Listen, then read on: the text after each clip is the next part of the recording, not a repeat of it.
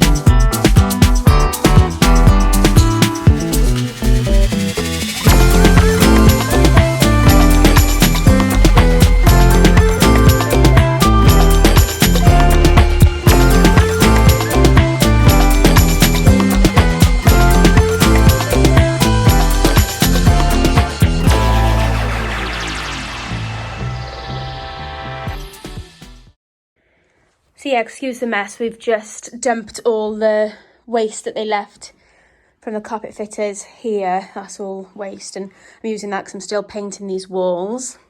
But how good does it look with carpet? It actually feels like a house now. I kept saying like, oh, I think I want to sell, but the carpet's made me like not want to sell. But yeah, it's such a nice carpet. Hugo absolutely loves it. Okay, so good morning guys. Today I'm going to be starting the makeover in here. So we've already painted the walls, which you saw already. So they're looking good. I need to order windowsills, window dressing, and some other bits and bobs for the windows. I've got the windowsill there. But we got this rug from IKEA. I've got a feeling it's going to be a bit too small for the space, but I'm hoping once I start filling the space in with other furniture, it will start to feel like it fits. And I think this desk is slightly too big anyway, so I'm hoping to get like a dark wooden desk, maybe about this big instead of this big. I think that bit there is kind of wasted and it just collects loads of rubbish, like you can see already. But yeah, let's get this rug out. I've done something to my foot, so I literally can't leave the house. If you're wondering why I'm hobbling like an idiot.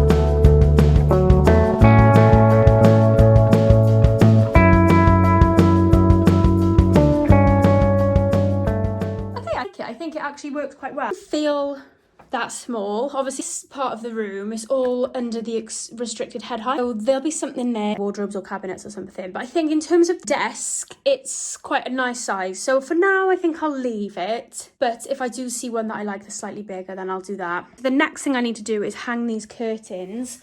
So I can't think of any way to hang these curtains. I've tried ceiling tracks and it didn't work. I've tried hooks, didn't work. So I'm thinking of just actually staple gunning these to the ceiling and praying that they're wide enough. Let me just get them out.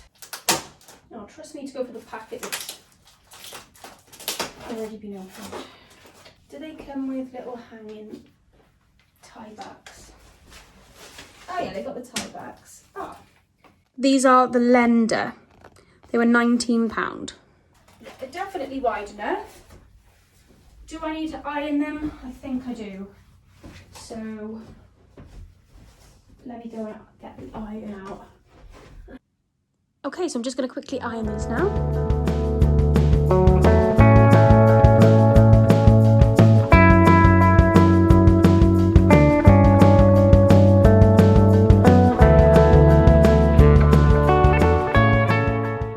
Okay, so I think what I'm going to do is staple gun here first. So do that end, and then I'll staple gun at the other end to about there. And then I'm going to try and find the middle of where it's going to be hanging down and try and staple gun it to about there. And then try and go in until I feel like it's all even. Because I don't want to be pulling these back down and trying them again to get them even. So yeah, wish me luck. But yeah, so we had shutters quotes for nearly £2,000. Oh no, it was 1,200 I think for this area. And these curtains are £19, so I'm just hoping it's a decent alternative.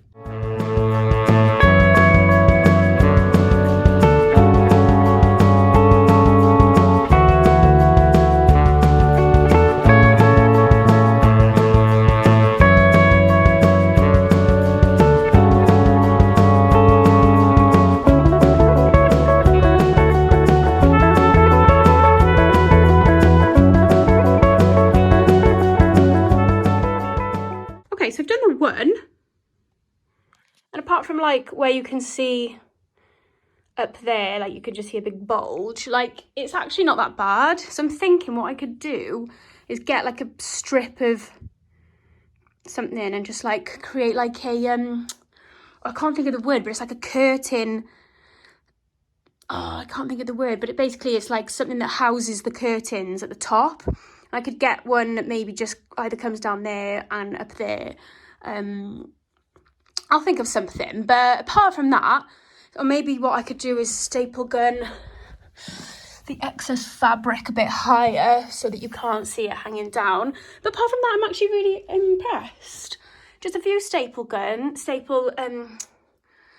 few staples. Obviously they're not the nicest things to see, but yeah, like I said, if I can get bits of fabric just to stick over them or get like a curtain housing thing, I'll think of the name in a minute. But yeah, so what I'm planning on doing is so that we don't ruin the nice shaped windows, I'm gonna have the curtain like thingy there, so they'll go behind the curtains by here. You'll still be able to see the nice window because they'll be hanging from there, and then you just got this nice fabric kind of like coming down there. So I'm going to try that in a minute.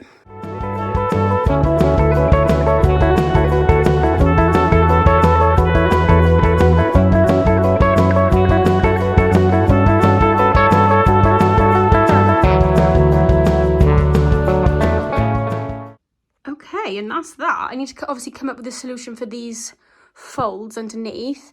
I've just pulled that one and put one staple there, but on that side I did staple twice. So I'm going to remove those two staples on this side because I think that looks a bit tidier.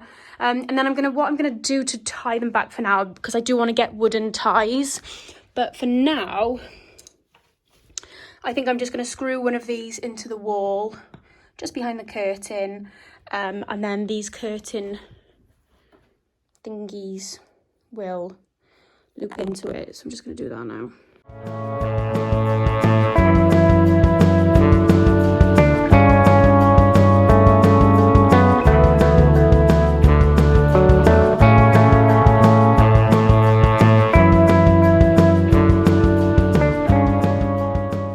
Okay, I think I'm happy with that for now. I am think I'm gonna get something to go across there. Like I'm thinking like a scalloped edge to go up there just to hide the staples. But other than that, I think that's the best I can do for now.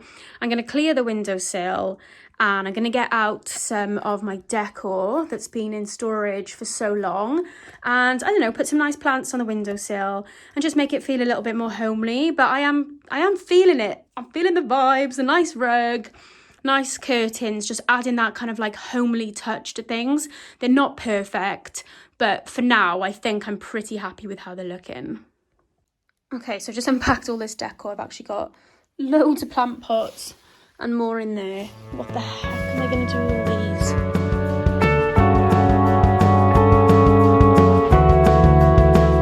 these? Okay, so it's been quite a few months now where I'd been working in this room because I work from home, and I hadn't put any extra interior design into it, and I was starting to feel like it was such a wasted space where we could easily have a spare bed. So I decided to go ahead and buy one from Argos. Good morning. So today I'm going to try and put, with Hugo's help, this Akio double bed in natural, I think it's natural pine, together upstairs. I am here on my own, so it does recommend for 2 people to do it, so hopefully I'll be able to do it, but if not, I'll have to wait until Alex gets back from golf. But the plan is to take this mattress upstairs and put it on this new bed frame, because even though this is a downstairs bedroom, we want to have a sofa bed down here, because this is obviously we're in a bungalow and this is downstairs, so we want to put a sofa bed here so that we've got the option to have people to stay, but it's not just stuck in here. So the divan, we might put it in the 3rd bedroom, but I did just want a wooden bed for my office because I'm going to have to look at it every day, so I just want it to kind of fit with the aesthetic that I'm going for. So gone for a wooden platform Akio double bed from Habitat Argos.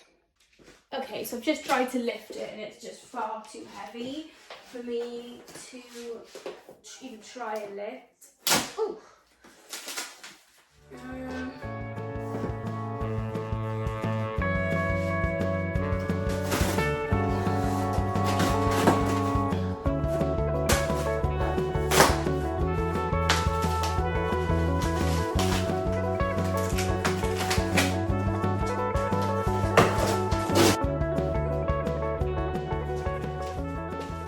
Right, so looking at this then, we do not recommend the use of power tools. Great, so it's going to take even longer. Does it roughly say how long it'll take? No. I'm not sure I've got it in me this morning to just crack on with this. No, it looks pretty straightforward. So what I'm going to do is I'm going to take all the pieces up stairs one by one because I can't lift. Okay, so these are the pieces that we've got. So this is step 1 and 2, these pieces here. And then the next step is these pieces, these 4 pieces here. So let's give it a go.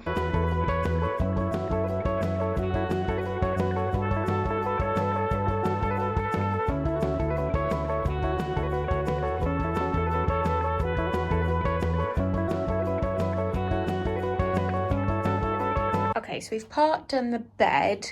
One thing I would say if you are putting this bed together is be careful with the legs, because the legs have letters on the bottom of them. So I can't remember which letter it is now. I think that was B and that was A, I think. But make sure, because if you see here, this circle is higher up than this circle. So what you want to make sure on the leg is that the bolt on the leg is the lower bolt going into this piece, and then this piece has the higher bolt on it. That's a good way to kind of know if you've got the right side. So we had the high bolt over there, and then when we tried to put this piece on, it wasn't matching up, so we got it in the end, but it was just so annoying having to undo all of these because it's very fiddly with your fingers. But we're going to call it a night now. It's 9 o'clock, so yeah, we'll continue with this. But other than that, I'm liking how it's looking. It's very low, which is good for us because it means the dog can jump on it. But yeah, getting there slowly.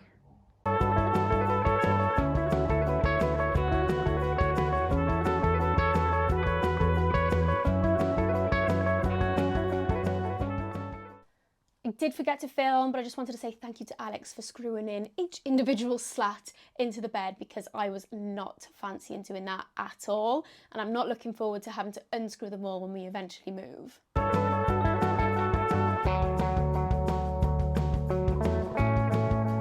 So we did manage to successfully move our big mattress upstairs. I did forget to film this because it's usually chaos trying to get anything up our stairs. So yeah, we successfully did it. Okay, so now it's time to make the bed.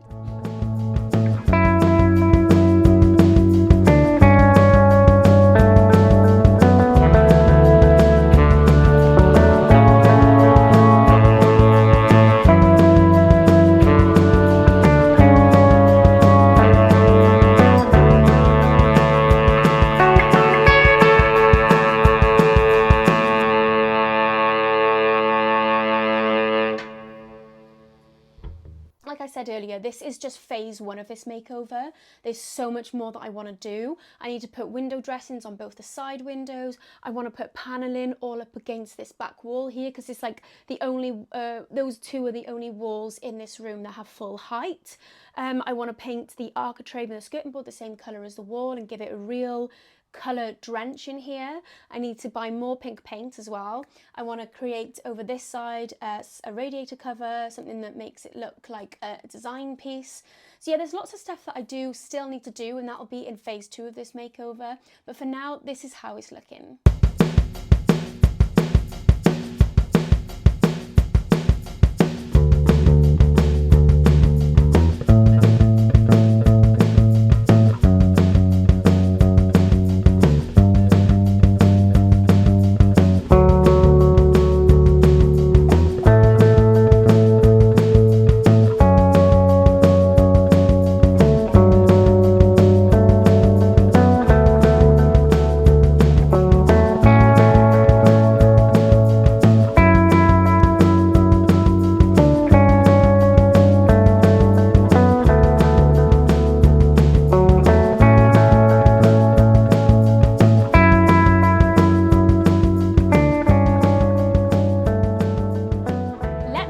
What you think of this guest makeover / office so far. I'd love to hear some suggestions, like what would you do differently in here? It is a very unusual space with the sloped ceilings and then having that little piece at the back that has the full height. So yeah, I would really be interested in what you would do differently to give this room some interior design without it feeling OTT, and I still want it to feel quite minimalistic and calming. So yeah, let me know in the comments what you would do, because I really could do with your help. Don't forget to subscribe if you want to see part 2, and I will see you in the next video.